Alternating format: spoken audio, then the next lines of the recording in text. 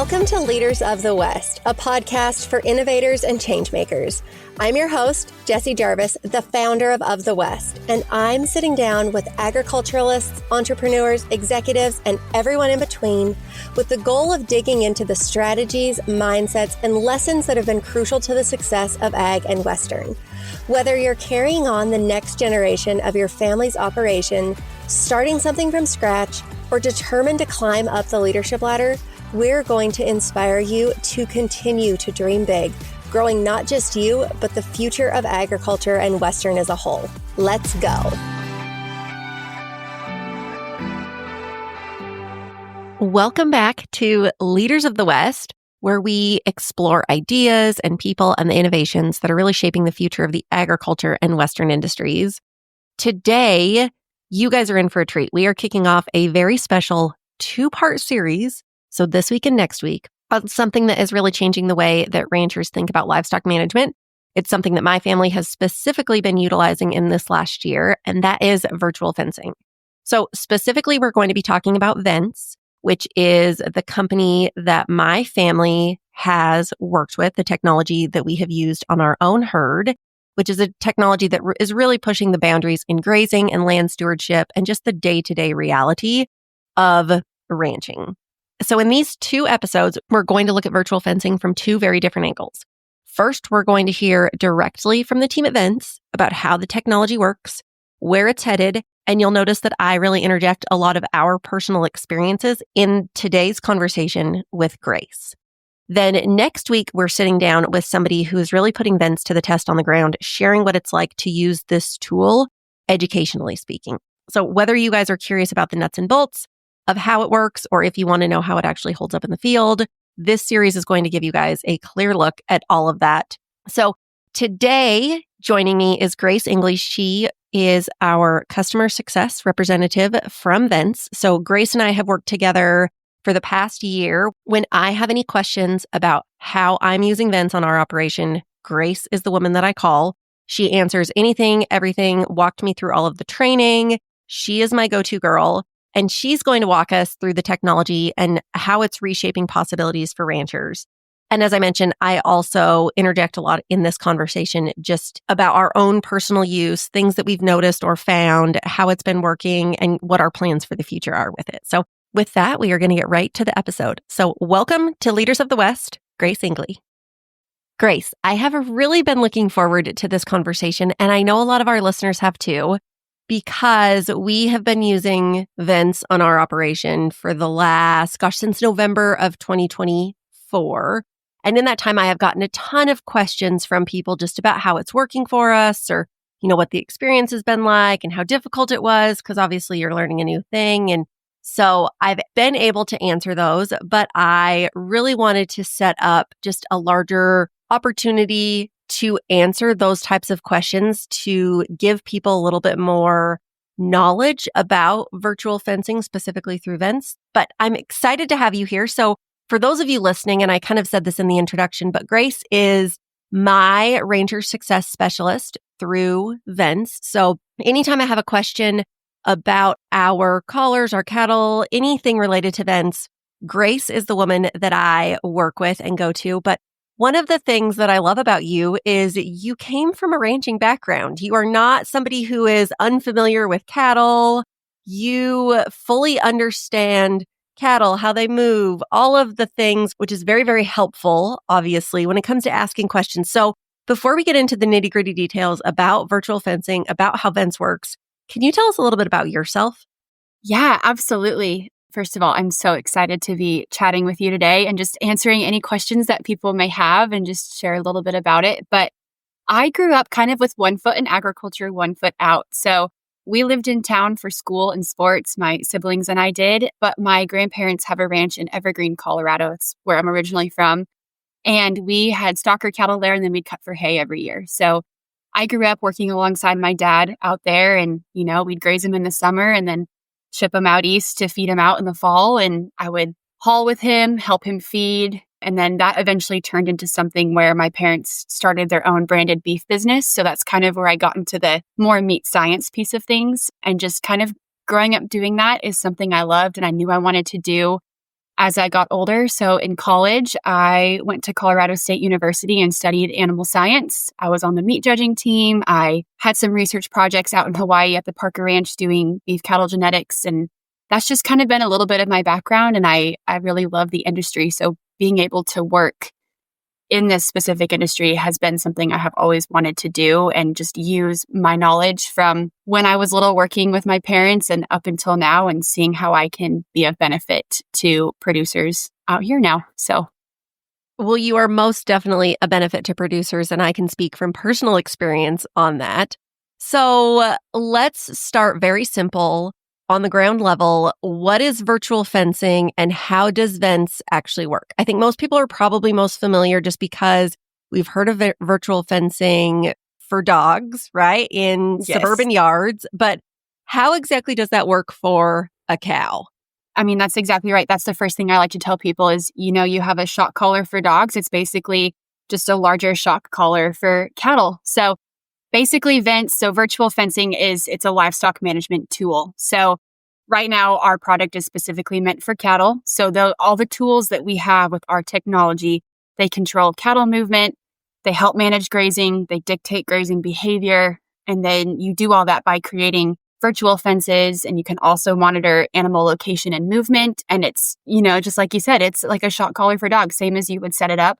You don't have to dig anything in the ground or anything like that like you would for a dog, but you just put that collar on and it talks to a base station, and that's how you are able to create your virtual fences and kind of take care of your grazing plan from there.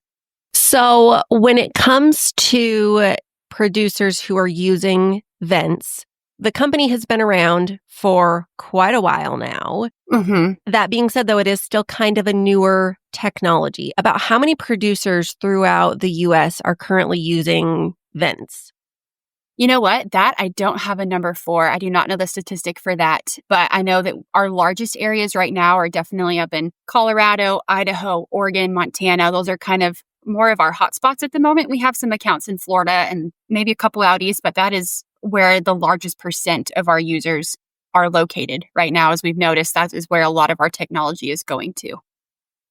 And those people are using them for completely different reasons. So us, in our personal experience, we have been using it so that we are able to graze post-fire. So it would be fire recovery. Many people do it for rotational grazing. There are a number of places where logistically it's just impossible to put a fence in. So they're using it for that. So kind of what are the different use types or use cases that you guys are seeing? Yeah, so this is kind of my favorite because when I get new accounts, I love to know specifically their use case for it. You're all in different areas, different parts of the country. So depending on your riparian zones, you do get a lot of people that are post-fire. There's a lot of accounts that are working with us right now to help alleviate that and let that grass just rest and, things like that. We also have a lot of people that do it actually for predator management too, even though our technology is not specifically tailored to that. It's something where they're able to track the location and movement. If they're seeing that a cow hasn't moved in a day or two, they kind of think, okay, I guess specifically applies to our Montana folks, a couple of my accounts that have done this. There's bears and everything up there. They need to make sure that their animals are okay. So not only are they getting the benefits of the virtual fencing, but they're able to use those notifications you can get through the system and kind of imply, hey, something's, she's down. She hasn't moved in 2 days. We need to go check her out. So we've got a bunch of different things. We've got producers that are out on government lands, that they're not willing to put up fences. So it's like, okay, well, how can we get creative? We're not just going to let our cattle out there in the middle of nowhere and hopefully go find them at the end in the fall. So there's a wide variety of use cases that we have. And it's been really cool to see producers take that hands-on and get really creative. Because like you said, there are some areas where producers, you cannot put a fence there, and there has to be something there to help them with that. And this is where it's become really, really handy for producers. So from the tech standpoint, because I think that is something that a lot of people, if they hear virtual fencing, they think, oh, it's going to take a lot of effort and work and logistics and, the monetary side of things. But from a tech standpoint, how easy is it for somebody to implement Vence on their operation? Yeah. So our herd manager platform is done through a computer. As long as you have a computer and you have Wi-Fi at your house, you can use this. That is where I step in. And no matter the background of technology that you have, that is where I get to teach you and help walk you through that. So I have several accounts from people who are actually in college still, and they're managing things for their parents, or they've taken a job as they're working through college and they know how to use computers and they're very good with technology. I also have producers who have never opened email in their life. They don't know what that is. They don't know what the icon looks like. So there's a lot of producers that are intimidated by using that technology piece. And I get that. But again, that's what I'm paid to do. That's what I love to do, is to teach them and help them. So with one of our Rancher Success reps that you are assigned to, it's very easy to learn and to take on and to use. As long as someone can teach you the tools, it's very hands-on. Our platform is constantly being updated with user-friendly tools and making it easier for producers to kind of understand and adapt and kind of take it and run with themselves. Well, and I would absolutely agree, just because, like everything, right? It is definitely daunting when you first start, but that is any new thing out there. So that's nothing against Vence specifically. Anytime we take on something new that we know absolutely nothing about, there is a learning curve. So yes, of course, there is going to be a learning curve with this.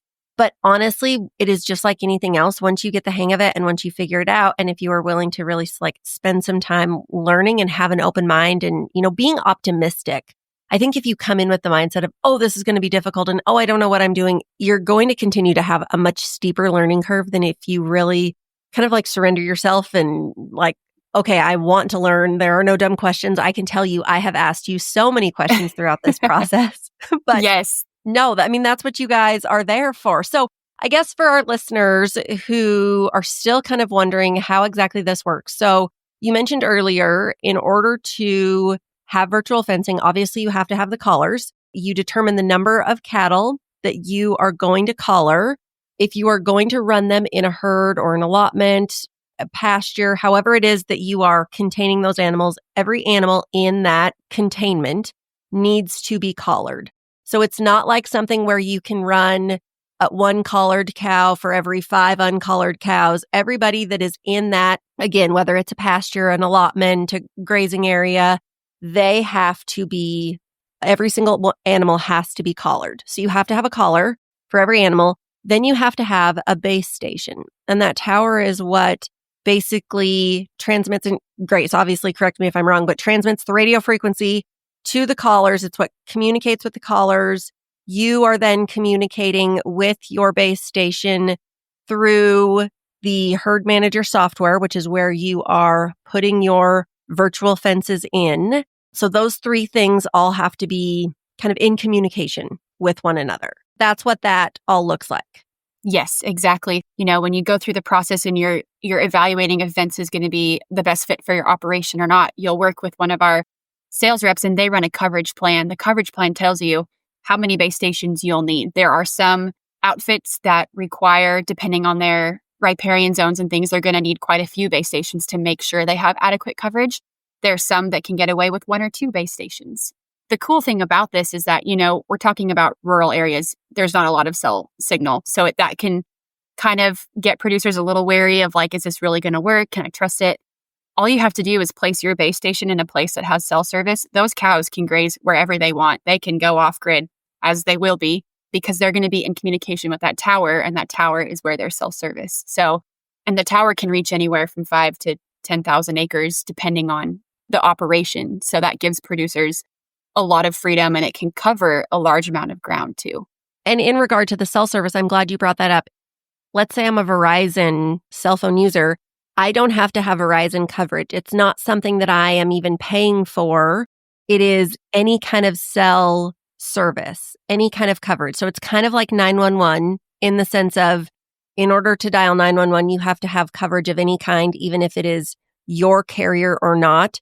It is any cell carrier that needs, and what is it, 1 bar of coverage? It is pretty dang minimal for what is needed. Exactly. Yep. You just need a little bit.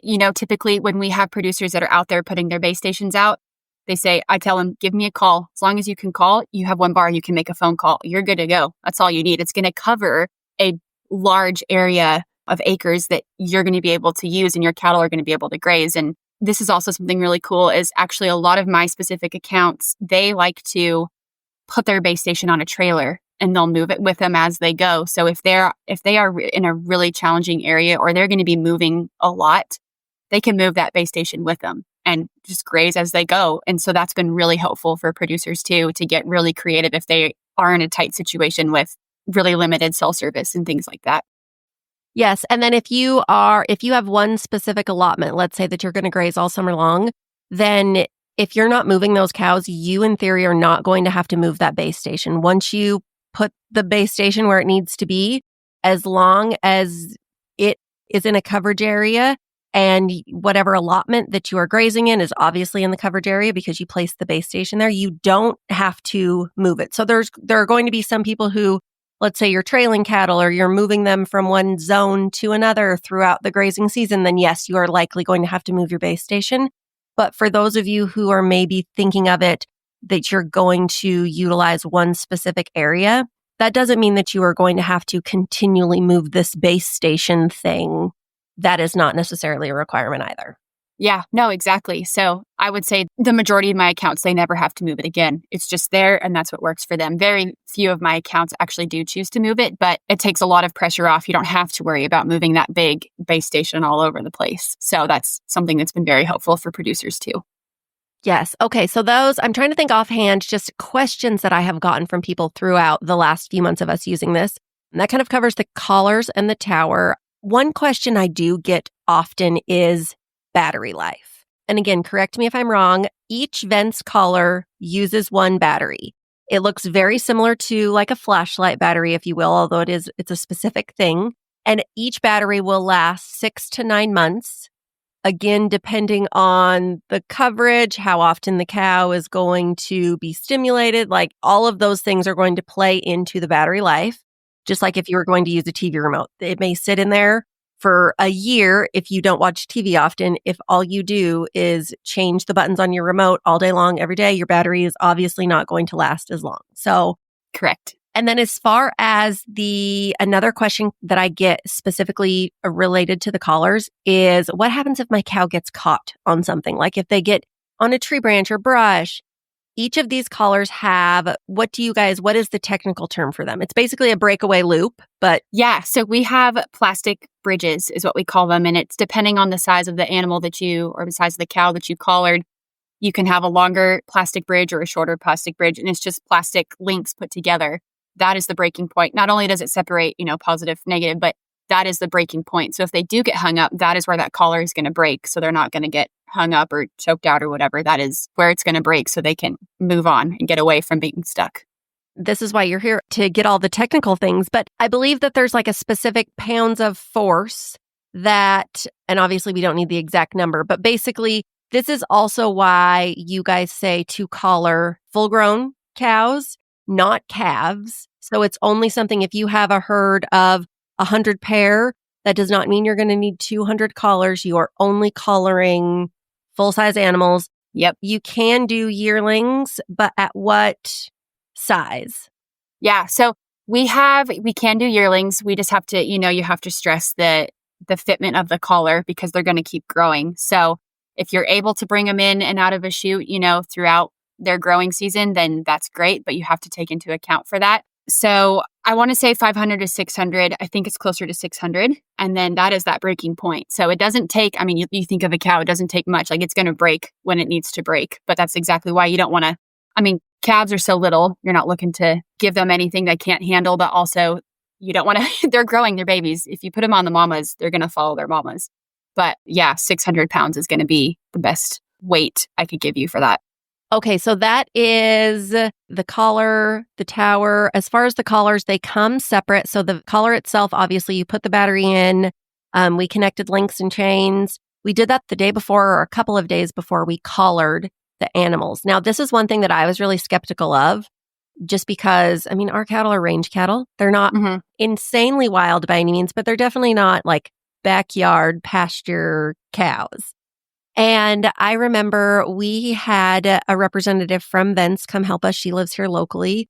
And I had asked her prior to, okay, about how long is it going to take us to collar each cow? And she said it's going to take about 30 seconds And when she told me that, I think it was via text, I looked at Justin and I was like, yeah, right. I don't know what this woman is talking about. There is no way it is only going to take us 30 seconds. I would like to report that I was wrong. I was very wrong.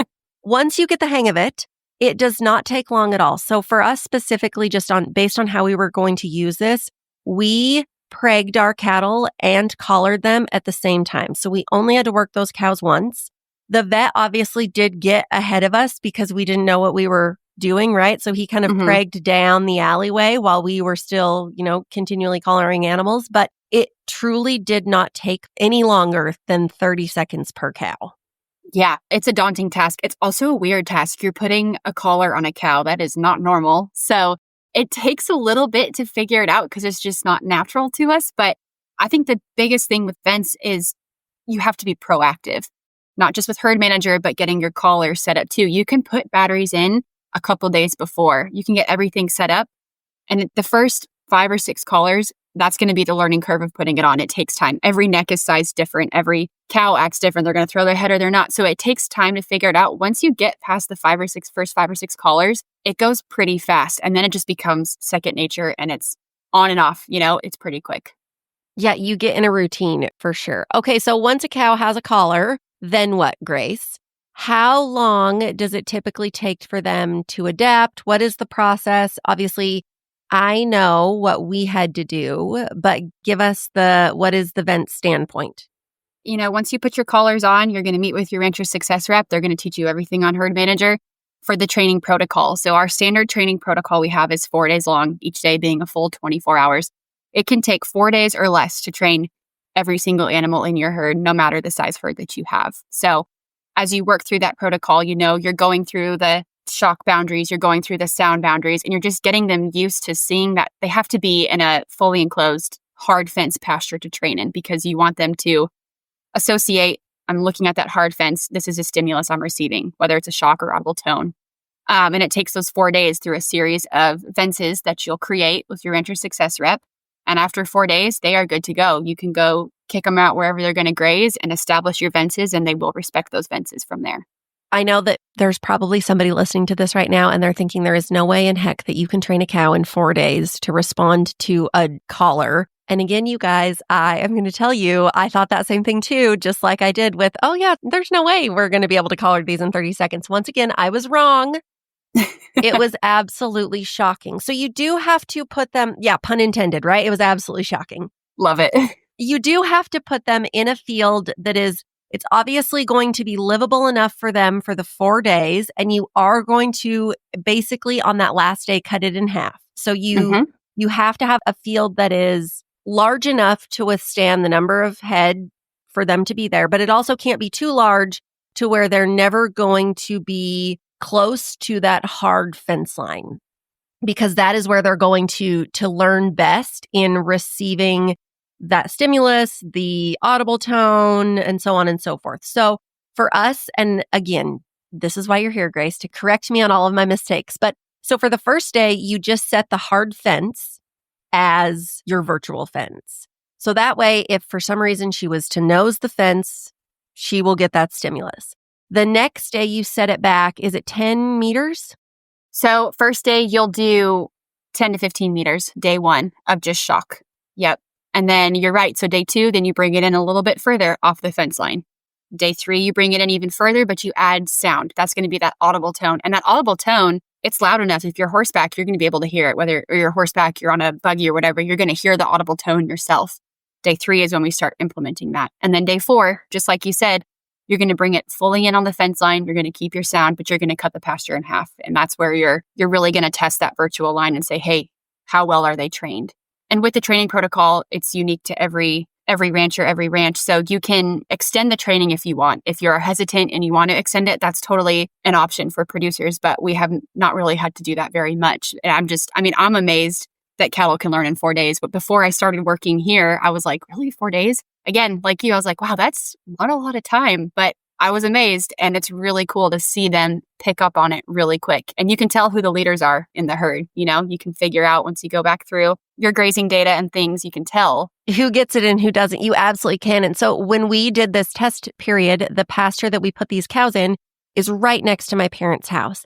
And so I remember it was so interesting to walk out their front door and maybe get like 10, 15 feet down their sidewalk and look out into that pasture. And these cows are grazing in a straight line that is a virtual line, but you can tell they know where their boundary is based on already receiving those stimuluses. It was insane to me. And then I remember being out on the porch again because we started doing this in November. It was kind of unseasonably warm for us. And so we would sit outside and you'd hear these noise and I would be like, who has like a backup beeper or what? Like, what is that? And then I finally realized, wait, that is the tone that these cows are receiving. And you absolutely can hear it. But again, it was so impressive to me to be able to look out there within 24 hours and see these cows are abiding by a virtual fence line. You really can train them in 4 days. Yeah, it's amazing. I remember so prior to working for Vence, I worked for the R.A. Brown Ranch. I was an intern out there in Texas. And that's actually where I learned about the collars. They decided to put collars on their cows. And so, being the intern, I was helping put collars on. And I was kind of like, hey, trying to figure out this process. And I remember that afternoon after we finished putting collars on, we all went back, ate dinner, we came back out. We all just kind of sat out in the pasture, just watching. We were like, we want to see this go down. And it was really cool. You could see the same thing. Like they started to pick up really, really fast. And, you'll see that there's some animals that don't receive a sounder shock because they're following the other cows. They pick up on the other cow's behavior too. So you get a good mix of both, but it's crucial in that training pasture. Like you said, you want to give them enough room, obviously enough feed and water, but you don't want them to be squished too tight where they're just constantly bumping up against it. But you don't want to put them in a huge pasture where they're never going to experience that because then they're not going to get trained. So you have to find it definitely sweet spot. Has to be the right size for sure. Yep. Okay, so one of the really interesting things that you can see through Herd Manager is grazing data. And that was something that for us specifically on our ranch, using it for, again, post-fire recovery, we just wanted to be able to use the technology so that we could graze what was not burned, so that we didn't have to sell cows or send them somewhere else or far away to where we were burning up the pavement, consistently having to check them.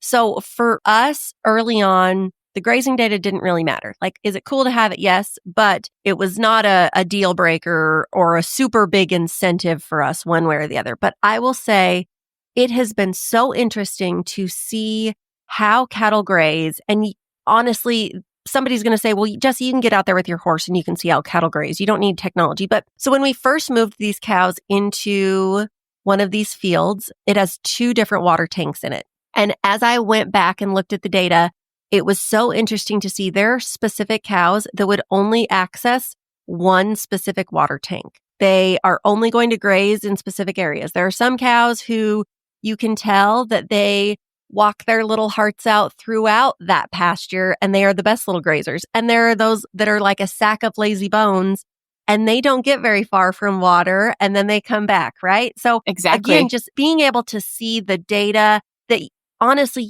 even if you were out there on your horse, you would not be able to recognize those types of patterns was really, really interesting. And I absolutely can see it for use in those experiences where it's more rotationally grazing oriented about just what better managers we can become from using technology and knowing more about where our cows are grazing, why they're grazing specific areas, or, okay, well, that's kind of interesting. Cows never go over here. So maybe we should move this tank somewhere else because they don't use this. Or, man, we see cows over here, but, maybe we should put a tank here, or vice versa of cows are never coming here. Maybe if we moved water, then they would have better access and they would start utilizing this side of the pasture more. And again, yes, those are all things that you can see if you are out on the land, but you are making assumptions at that point. And with Vence and the data that you get, you don't have to make assumptions.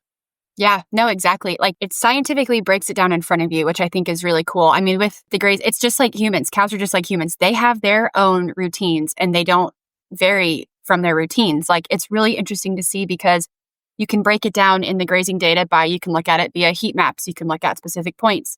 There's even an option to look at it by a specific collar. So if you have one girl that you're like, she is hot-headed, or like, is she the one that's messing things up? Like you can go through and you can look at it, you can break it down and you can see what part of the pasture is utilized most. Okay, they've really utilized that. Let's cut that off and let them utilize the rest. Like there is so much that you can do and it's really cool to see it break down in front of you. And that data that you have, it stays with you as long as you're with our company using our technology. So you can always go back and look at it too, which is cool. So if you need to reference last year's data, you can do that. You'll be able to go back through and say, where did I set this up? Where did they go? I forget which part of the pasture they utilized the most. That's one of my favorite things to teach producers is you can actually see where they're going. Like, here's the evidence, here's the data. It's broken down for you with different colors. You can watch them do their thing, which is so helpful and exciting because the producers get excited about it too.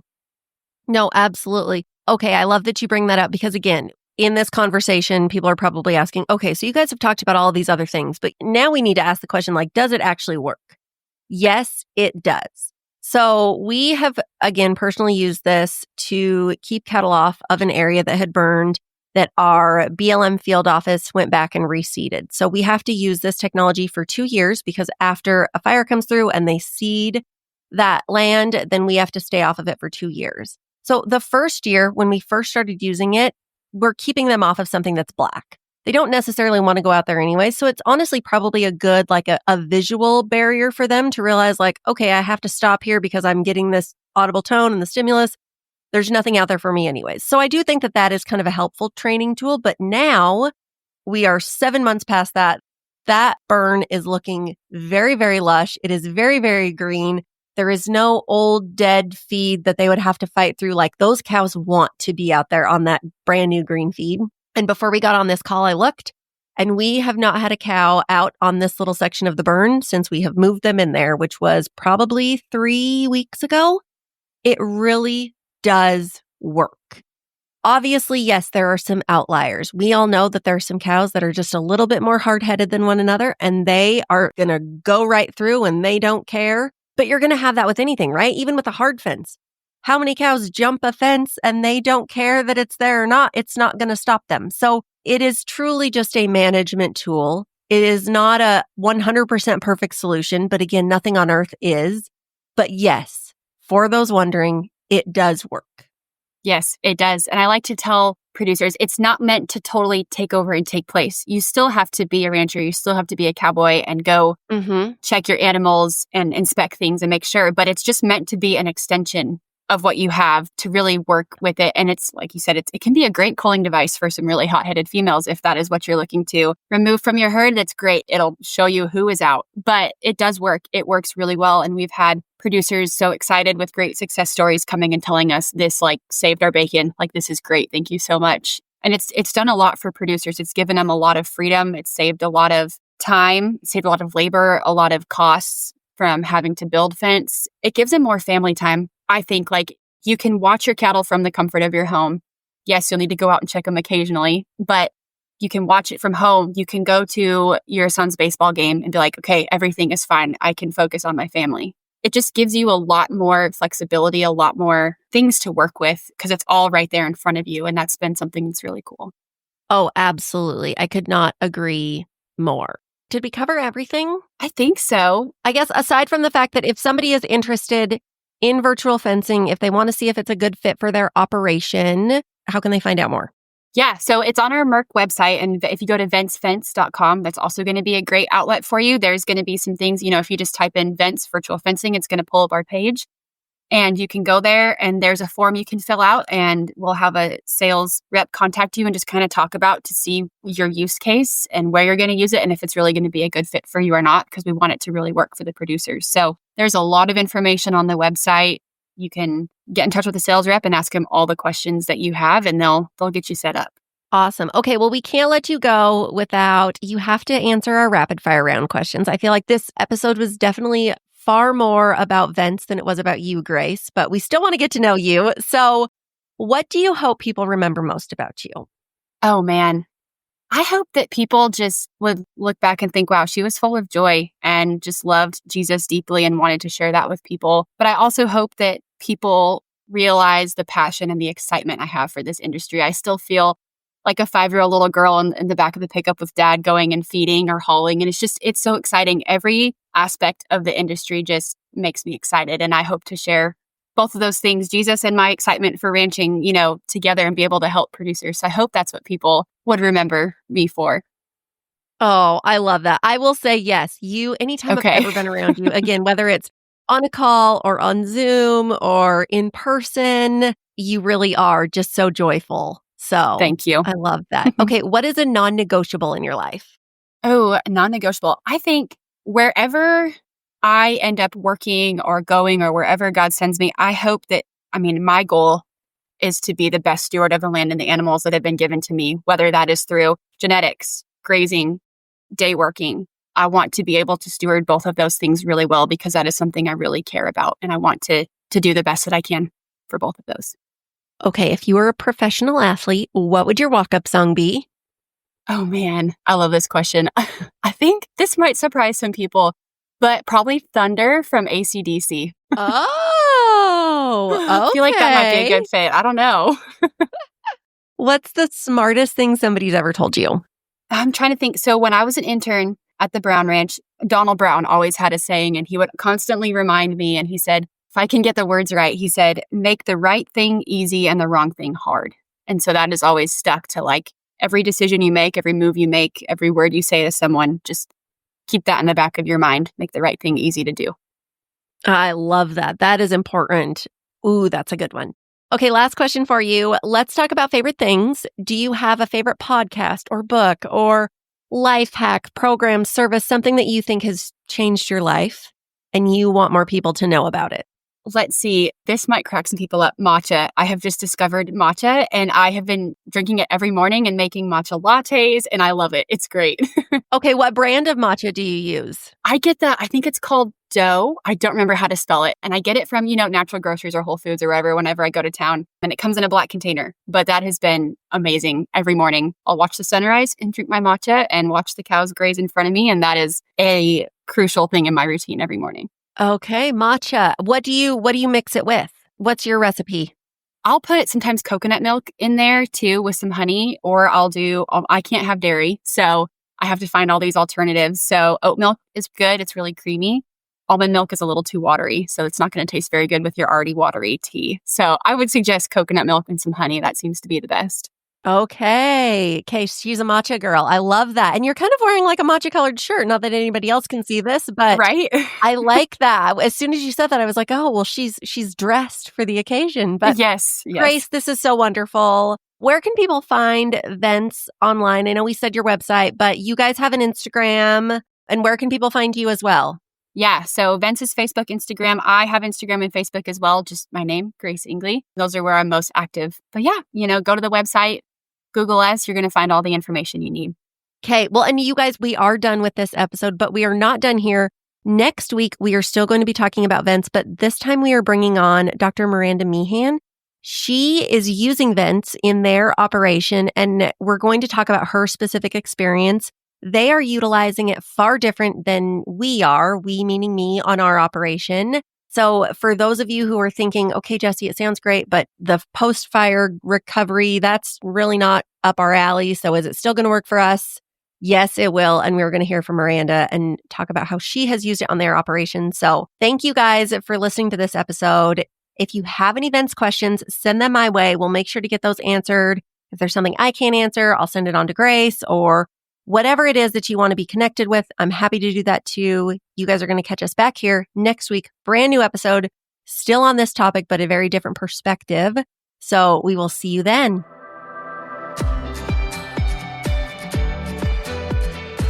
If you loved this episode, do us a favor and share it with someone else who might find just as much value in it as you did. We're on a mission to continue to grow and strengthen the future of agriculture and Western industries, and you spreading the word helps us make more of a positive impact.